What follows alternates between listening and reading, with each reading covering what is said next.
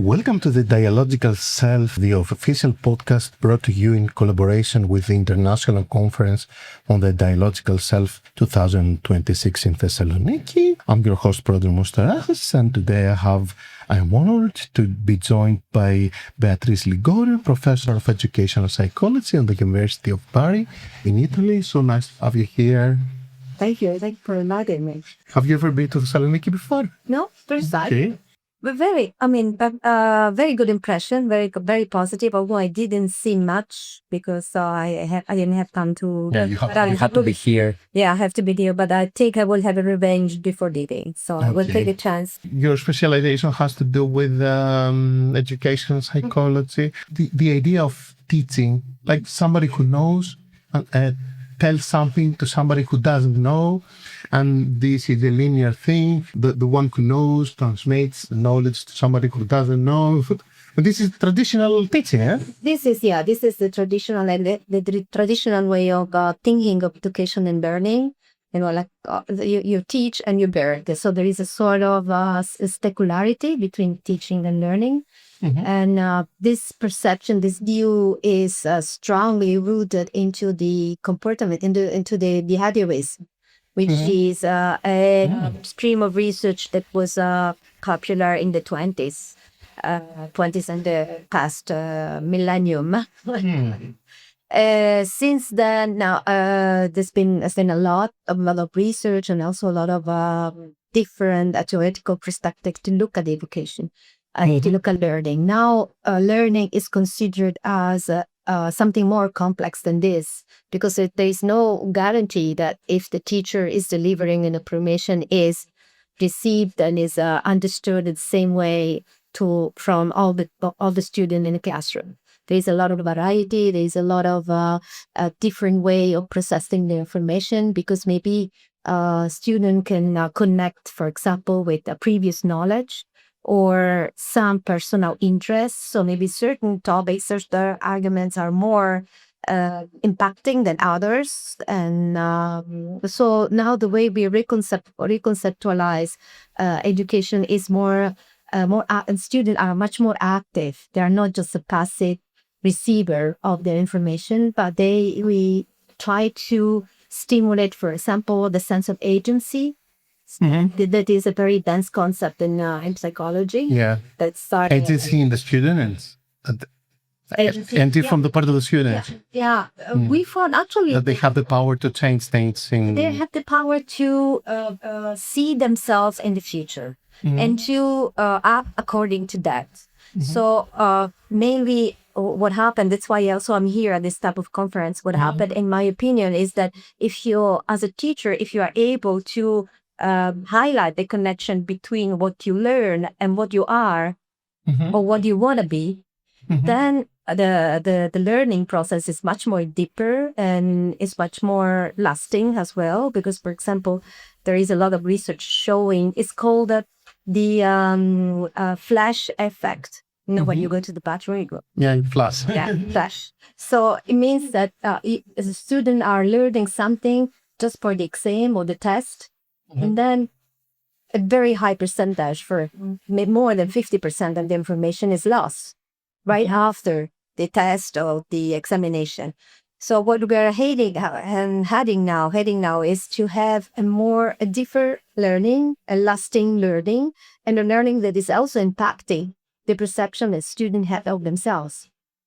And this is through empowering agency. So students can decide what you want to study, and they should also try to argument, to try to find the connection between what I want to do, what I want to be, and the information that I need. So there is a lot of personalization in learning. There is a lot of student taking responsibilities of their own partner. Of course, teachers are supporting them, but for example, it's really important also the peer interaction. So to build connection between students and to value collaboration rather than competition, which is also a social problem, because we are facing the society that is more encouraging competition rather than collaboration. So at least in education, at least in school, we should, if school doesn't do it, then it's really a problem because the rest of the society is pushing each individual to be, competitive, to, also be willing to have some compromises if you want to reach that objective, which is, not the nice society that we want, who is not the type of society that, who is engulfed in education wants. The way we rather had, student and future citizenship that are able to take their own responsibility and to decide on what direction themselves as person, but also the society they belong to, which direction they should take the society. So now learning and teaching is much more complex than it was with the behaviorists, but also with Stumble, part of Piaget theories also, where more, kind of education is just, just a stimuli from the external. And now with the Vygotskian approach as well, and the recent research on education is much more complex because you need to build individuals, you need to build also collectivity, a community, and you need to build also the relationship between teacher and student, which is very important. Now we actually I had a research lately. We collected interview with teachers and we asked them to recall the most emotional episode in their life, in their professional life, of course. In the class. In their career. In the career. In all their career, as a student and as a teacher. Oh, okay. So what is the most important episode, both either negative or positive? And most of the time, a very high percentage, they will recall something that it was connected to their teachers. So this tells us that the teacher is not just the person that gives you information, but it's somehow a model, an example, a way of being, a positioning. People say this concept. Because knowledge, okay, you can have knowledge from AI, you can have knowledge from the internet, you can have nowadays knowledge like dry knowledge. You can get. Yeah, easily. So if the school keeps is focusing only on this function, plus transferring information or giving information, then the school is at risk, because every of us can get information from all kinds of sources. So why should I go to school when I can get this information on the internet or with the IE? Yeah. And I face this with students, when I work with students, like as a therapist, I mean, they say, okay, I'm bored at school. I have no reason to go. That's right. We do what we do is dry. But then they say, there is this teacher and he really likes me or he dislikes me. And they talk about the emotions, not. No. Yeah, or school is not just a place where you learn something. It's a place where you become something. You previously said that teaching has to be personalized. Has to be personalized. I mean, of course, when you say this to a teacher, the obvious answer is that I have maybe 30. Yeah, and this is the answer I get. You cannot have personalized. Fantastic. How can I be personalizing? How can I personalize if I have so many students, maybe different in terms of previous knowledge or talent or capacity. So it's not that exactly that what we mean. What we say should be personalized. What we mean in the literature is also very documented. Is that as a teacher you offer different opportunities, different paths.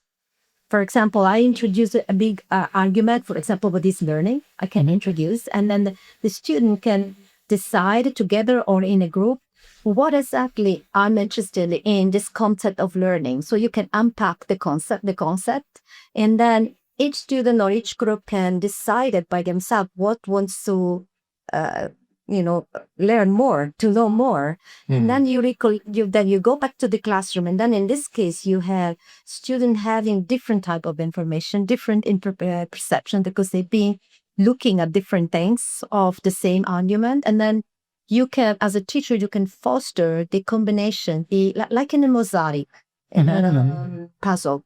You have pieces, and then in the classroom, you can do this work of putting things together. And when you put things together, you don't have just an addition. You have a transformation of knowledge. And so students learn that to work in as a community, to put together different type of information or different type of perspective, and to compare, to be able also to discuss, to defend your idea, or to review your own idea because someone else said something that you didn't think of. So what happens is not that you do a different type of teaching for each student, but you let each student choose the path, or to choose a specific concept, or to propose a specific, specific path that you want to know more about it, and then all together again and recombining all this information in one piece of thing. And most of the time, what is really relevant, at least in my experience, when you ask the student to build something, so to make this knowledge external, like you share with someone else, is not in the classroom. So as a classroom, we've been working, for example, in a specific concept, and then we build an object. It's always most of the time it's called is defined also as a transactional object, which is concept that's very popular in the psychology. And this object allows the classroom also to have contact with the external, so not to be closed in itself. Yeah, closed system. Yeah, and that also it's also sort of object that helps the student to take the next step to go further, because this object can be with you because you build it. So you use this object as a bridge that helps you, for example, going to the next classroom or to the next level or to the job market. I think much of the current educational discourse focuses heavily on measurable things, outcomes, standardized testing, scores, achievements. This is this is a leftover from the behaviorism. But everything has to be measured. So in terms of behaviorism, learning is an incremental process of quantity. At the beginning of the academics of a school year, for example, 10, and at the end, 20. So increase of 12, you double your knowledge. But you get honors, you get exactly. But this is again a very behaviorist view that is really very, very strong at school. Sometimes I even had the experience of teachers that would say that they had a different approach. They are not behaviorists, so maybe they have cognitivists or things like that. But when you look at the practices, they're actually doing behaviorist strategy. Are actually using the you got an A, you got to do this. It's not easy, the transition. I mean, it's not easy to go from this model that has been used for such a long time. And teacher, they had their own experience in that perspective as behaviorism the approach. So it's not easy to move from one approach to another one. We need to work a lot on teacher training for that. Do you think they are threatened? Like they have, I don't know, for instance, in Greek society, we had the teacher, the doctor, and the priest. These were the three major honored people in the society. Then we had some, if you had the judge, but you had the teacher above all. No, that's not always the way. Yeah. You know that. I mean, now it's the other way around. I'm not giving you a news, right? Yeah, the other way around. Do teachers lose their social impact? Yeah. Are they threatened? If you say, for instance, you have to be the person who doesn't know, the person who facilitates knowledge. Does this threaten their role? Yeah, it does. It does. It is very interesting because they feel, for example, one of my research topics is technology. And it's very typical that students know technology much better than teachers. So one of the reasons the teachers are, let's say, shy in introducing technology is because they don't feel confident and they feel that student might, overcome whatever they propose. But in the reality, when you give, let's say, agency in this case. I was going to say power, but it's not the right word. If you give this agency to the student, okay, you have this expertise, you have this knowledge, put it in a joint project. So you be the technology expert, and I, as a teacher, will be the expert on the content. So when you introduce this idea, the relationship between teacher and student changes a lot. I mean, I have an expert and that from one of my research projects that I will present the day after tomorrow that shows exactly this. That students were saying, well, we did this project. We put our knowledge together. And as a student, we were the expert in using the software. And this made the whole thing much more interesting because we could also, contribute with what we know. And that was appreciated. Was not hidden or was not considered as dangerous, but it was introduced as one of the dimensions that helped the project being successful. So learning changed it. I mean, there is a student that says something like, I'd be just entitled to put by heart, something like that. When we were in the lab, working in this project, I felt we were more like peers. Colleagues, yeah. I was telling you something and the teacher was telling something back. And this made the learning process much interesting, much more interesting. And we felt that we were not scared of showing what we knew. And this is a strange sentence if you think it's there of learning, scared of showing what you know. Being a teacher. So Being a teacher. Yeah, no, being a student. Being a student or being a teacher. Being scared of knowledge of somebody knowing better or more. Yeah. I was teaching podcast technologies in my son's primary school. We had like a special session for dads going to the school and teaching what they know. And I had this student telling me I know a lot about microphones, and I had this student telling me about the technology I didn't know. And he was fascinating explaining me. And the teacher said, okay, he's one of the bug students.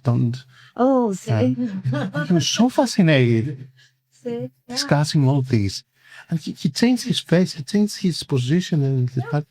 And this is what therapists, we as therapists have to think also. It's like we have not to know.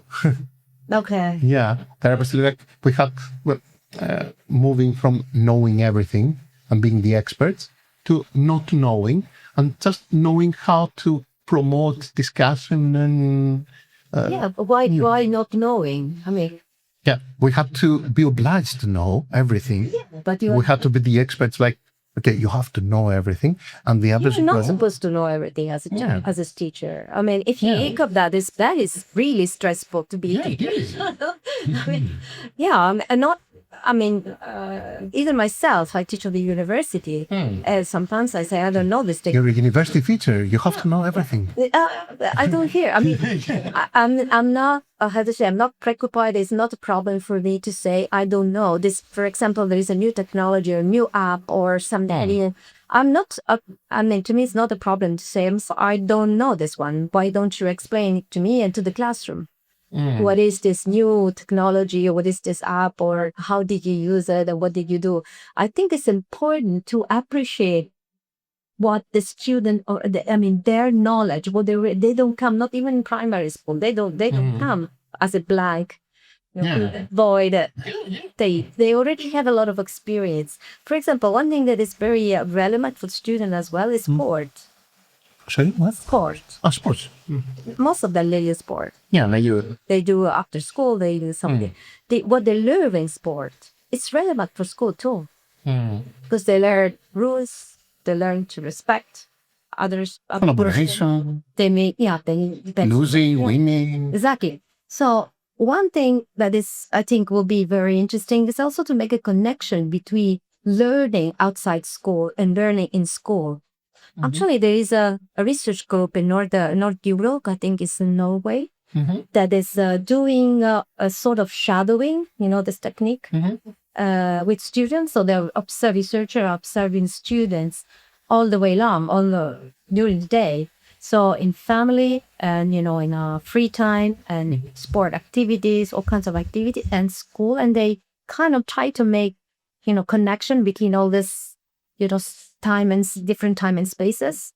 And what they found that school is most of the time considered as, capsulized, something encapsulated that, and this is not fair. I think it should be more, there should be more connection because if students perceive this is happening to school and doesn't have anything to do with the rest of my life, you mean that in this way you are devaluate, as how do you say, underestimating what happened in school. We are not appreciating what is happening in school, not enough to consider that there is this sort of, two ways direction.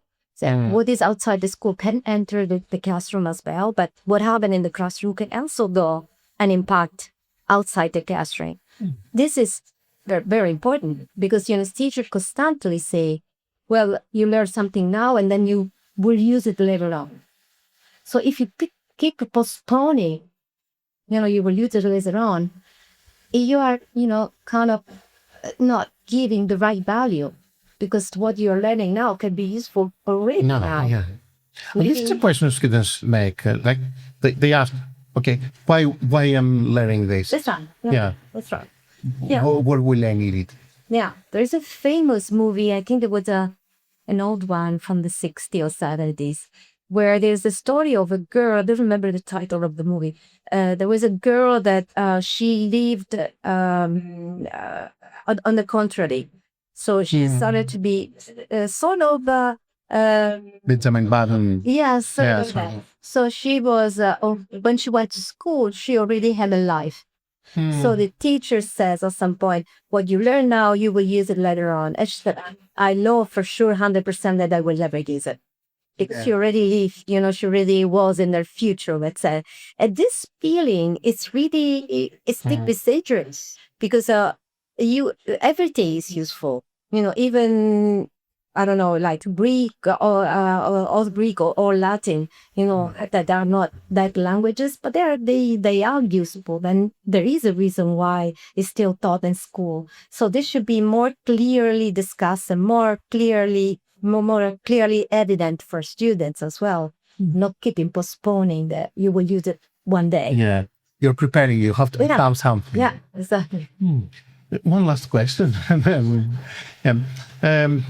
We now have made classrooms with the neurodivergent children, and most parents say that okay, my child or my son, my daughter, cannot receive anything from a neurodivergent child in his or her classroom. And you have to separate them in order to let my son or my daughter go on quicker, faster, and okay, let them take the care they need, the special care they need, and don't blend them.